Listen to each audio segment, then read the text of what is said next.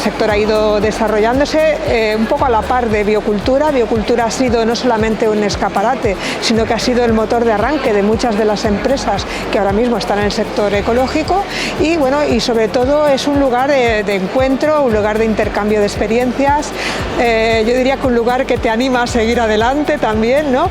Y bueno, biocultura no solamente ha ido creciendo digamos, en número de expositores, en tamaño, sino también que se diversificó. Empezamos en Madrid, luego Barcelona, hemos celebrado también diversas ediciones en Bilbao, Valencia, Sevilla y desde hace 6 años estamos aquí en Galicia, concretamente en Expo Coruña. El objetivo de celebrar una feria en Coruña, en primer lugar, como objetivo era ayudar a que el sector de la producción ecológica creciera en Coruña, que aumentara el consumo, cosa que creo que estamos consiguiendo.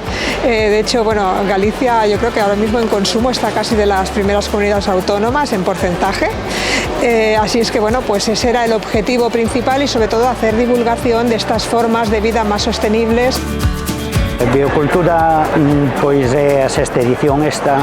Eu pelexei moito para que puidera vir a Galicia a feira de biocultura, porque as primeiras que fun a Madrid e tal, pois me encantou como estaban ali os produtores e todo.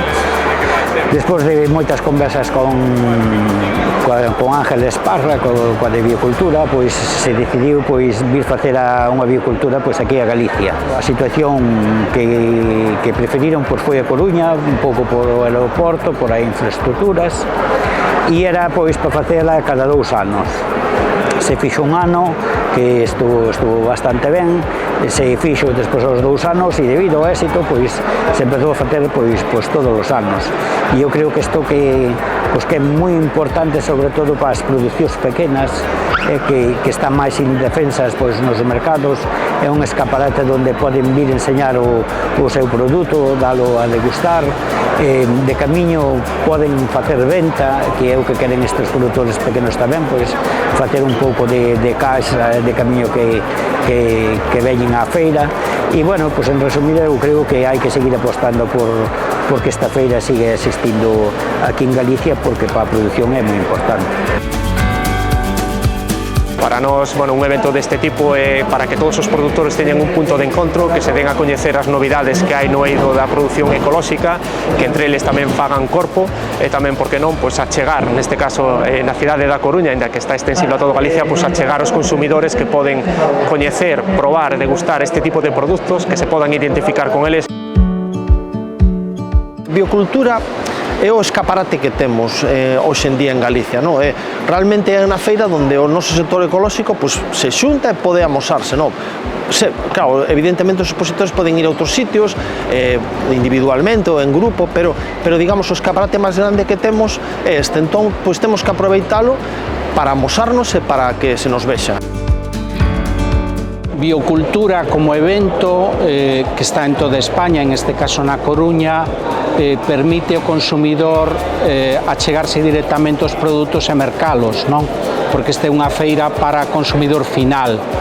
Pero tampouco debemos esquecer que o sector ten que acudir na medida do posible a feiras máis profesionais donde non só este o consumidor, sino que estén os intermediarios, os compradores, os importadores e poder vender esos produtos máis alá das nosas fronteiras. Un objetivo que temos xa neste ano é a inauguración da nova sede que vamos a ter en Lugo ciudad, e logo seguir traballando no que estamos, que é en promocionar a agricultura ecolóxica de Galicia. De feito, coa Consellería de Medio Rural se abriu este ano outra vez axudas para estes novos que se quixeran incorporar á agricultura ecolóxica, que me parece moi importante. Tamén coa GACAL podemos disfrutar nesta feira dun stand moi bonito, que non é o que acostumbrábamos, posto que estes produtores pequenos non poden pagar unhas cantidades grandes por vir a unha feira, porque senón xa non virían, pero a GACAL aquí tuvo un apoio moi importante para seguir e poñernos este stand.